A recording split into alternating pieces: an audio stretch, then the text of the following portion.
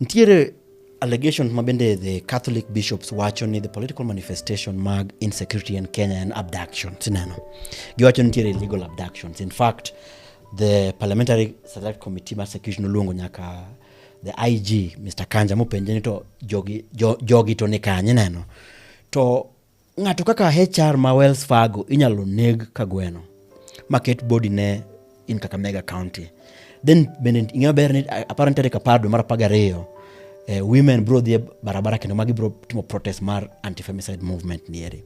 Koro kwa ng'ia issues gi te, what is the state of security or insecurity in Kenya according to in kaka ng'ama bende tetea haki mag jopiny?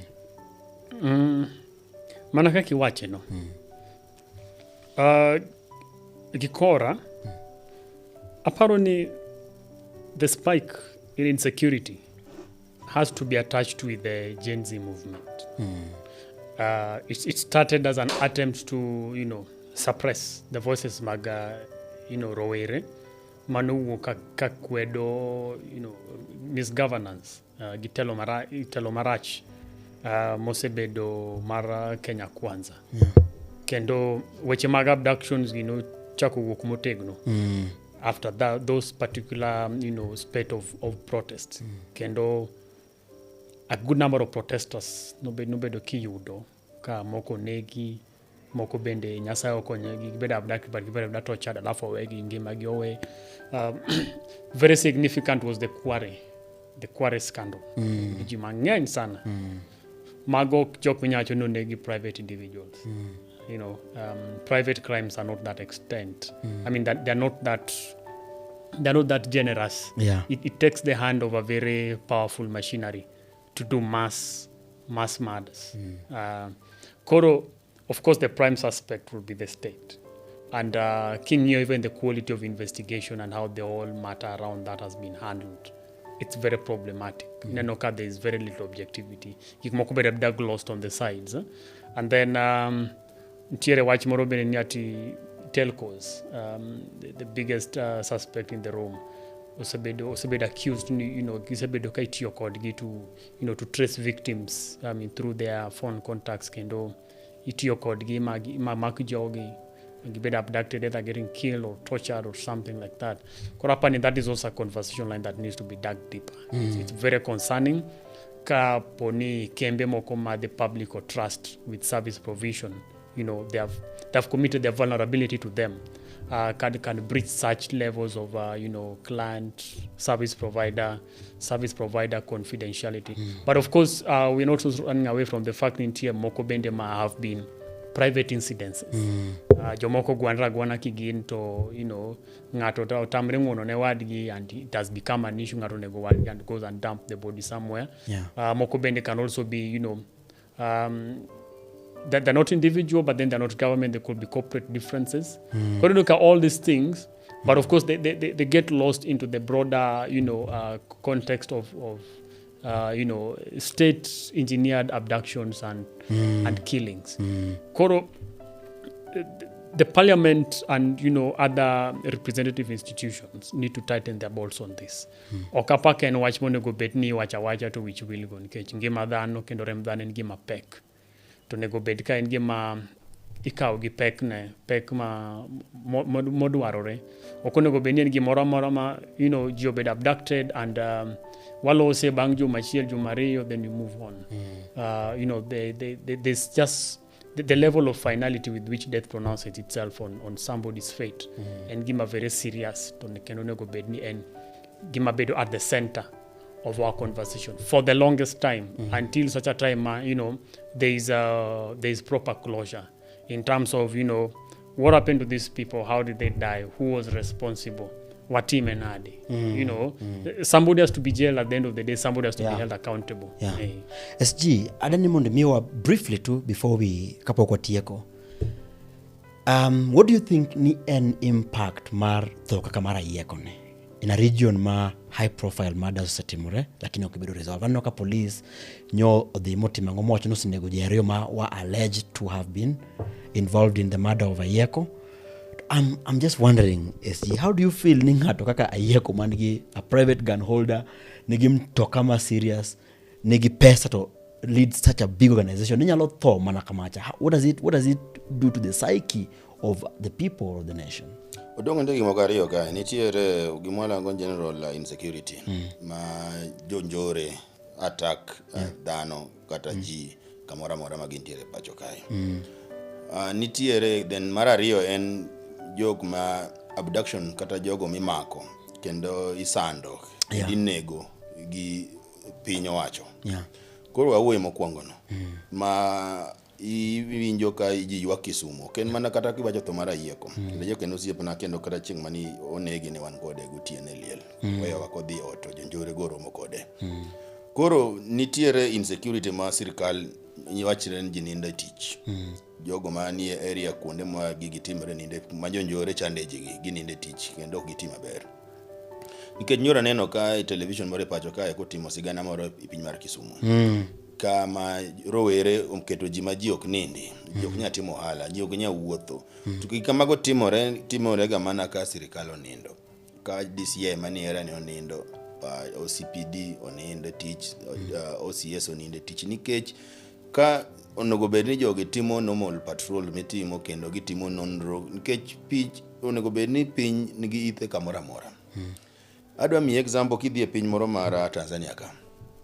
Kama nitiere gimi luongo ni nyumba 10. Ka biro limi badonje odi koro wach ni ja Tanzania biro limi odongo ana wuok kai Kenya.